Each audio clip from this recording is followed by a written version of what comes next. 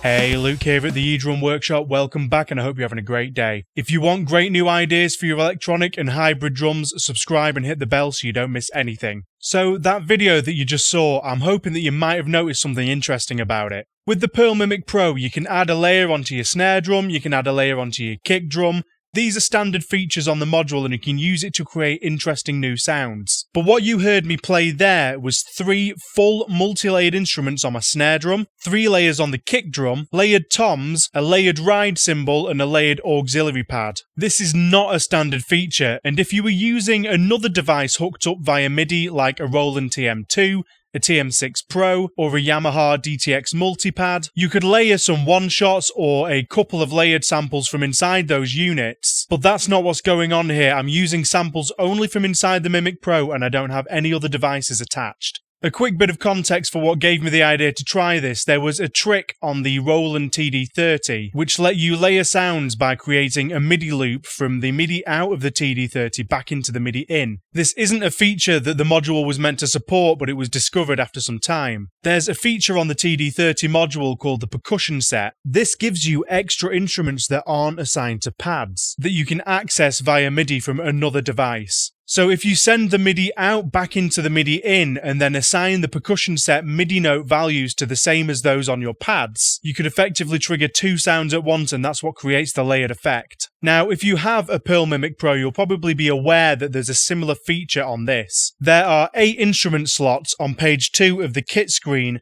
that you can assign additional sounds to that can only be accessed via MIDI. You can probably see where I'm going with this. If you take the same approach and put a MIDI cable from the Mimic's MIDI out back into its own MIDI in, you can access these sounds using the pads attached. Now, if you just plug it into itself and start playing, you might notice that your instruments sound a bit odd. What's happening here with the way that it's currently set up is that every time you hit a pad, you're actually triggering the same sound twice. It's sending the MIDI note out when you hit a pad, it's receiving it back through the MIDI in, which then triggers the exact same sound again but ever so slightly later. This makes every instrument sound a bit louder, but it also makes them sound a bit weird, presumably because of the phasing issues caused by having the exact same sound twice but ever so slightly off from each other. I'm actually sort of surprised it doesn't end up worse than this because I've actually tried this with a different device in the past, and what ended up happening is it created this crazy infinite MIDI loop. So I would hit a pad and it would send the MIDI information out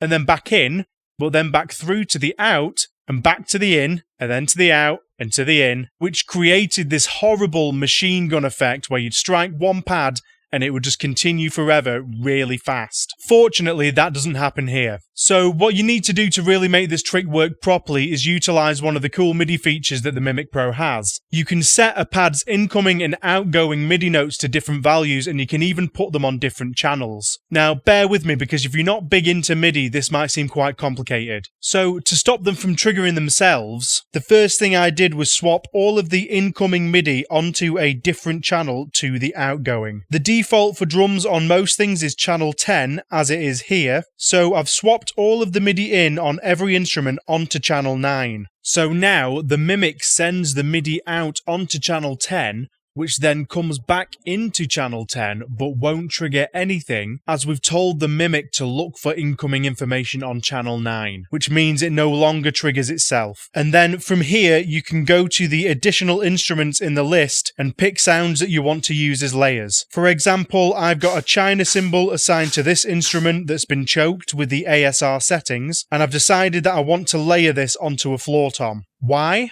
Dunno, might sound cool. And then to use this as a layer, I'll go into the MIDI settings for this instrument and I'll change the note number on the MIDI in to the same as my floor tom's MIDI note out. And then to make this actually trigger, I'll swap the MIDI in on this instrument onto channel 10. Now the incoming note from my floor tom will also trigger this sound. And you can do this for any of the articulations of any of the instruments that you've got assigned. You can have the articulation for a cymbal crash on the head of the drum, and the articulation for the cymbal bow on the rim, for an obvious example. And then you can go through and do this for any pads that you want with any sound that you want. And you can technically do this with any instrument, not just the 8 that are assignable on page 2. If you're not using some of the tom inputs or all of the orgs inputs like I don't, then you can use those as layers for other pads as well. If you've already maxed out your inputs, then you'll have to use just those 8 instruments or sounds that are already assigned to other pads. And unfortunately, it obviously means that if you're already using your MIDI import for something else, then this trick won't be available to you at all. A quick note, because of that tiny amount of latency that I mentioned earlier on, this technique will work better for things that aren't too attack heavy. So this works really well for layering cymbals onto other sounds, or layering the overtones from a snare or a tom onto other sounds. And if you want to use anything with a bit more body or attack, you can just roll the attack off slightly, so you're not getting a sort of weird flam effect. It's better to rely on the attack from the initial sample that's already on the pad rather than the layered one.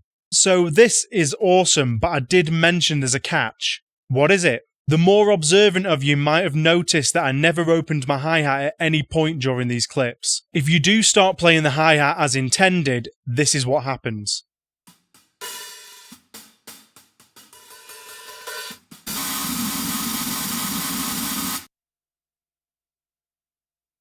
Yeah, that's not good. I don't know the exact ins and outs of what's going on here, but I'll do my best to explain what I think is happening. Although we've taken the hi-hat off the original MIDI channel like we did with the other pads, that's only actually dealing with the MIDI notes for the samples. You can't change the MIDI channel for the control change data that the hi-hat sends. And that's the CC data that's used to dictate whether your hi-hat's open, closed, or anywhere in between. So it seems to work okay when you play it only open or only closed, but doing any articulations must be conflicting somewhere on the MIDI channel and it's messing it all up. I think that sort of overloaded sample noise might be coming from some kind of like jam in the MIDI stream. Like maybe it's overloading the hi-hat control to the point where it kind of clogs and then it all releases at once.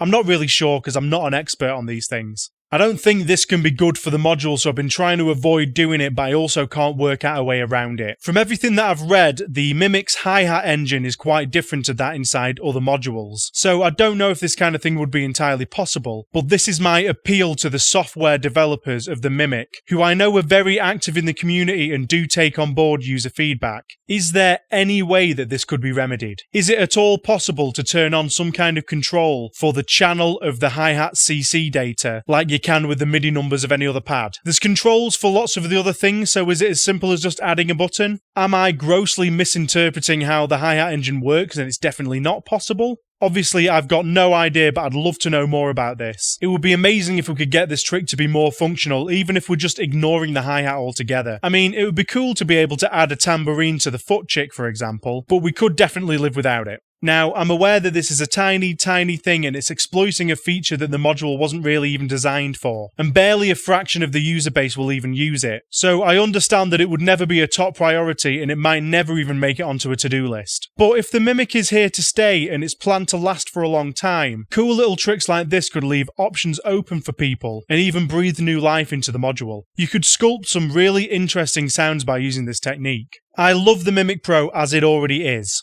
and I really appreciate all the hard work that's gone into the software, the interface, and all the different design decisions. But that's all part of why this discovery is exciting for me. Unfortunately, as it stands, this is a really cool trick, but it's kind of rendered unusable by this one issue, unless you happen to be happy to play without a hi-hat, and that's pretty unlikely. Maybe down the line it could be more useful. It's still a super interesting thing to play with, so I thought I'd share it with the wider community. But there we have it, the coolest secret MIDI hack that was never meant to be. Let me know down in the comments what you think of this. Sorry to end this on a bit of a disappointing note, but on the positive side, I've got plenty more Mimic Pro content lined up, so make sure to subscribe so you don't miss any of it. Check out any of the other videos on the screen. I hope you really enjoy your day, and I'll see you next time. Cheers!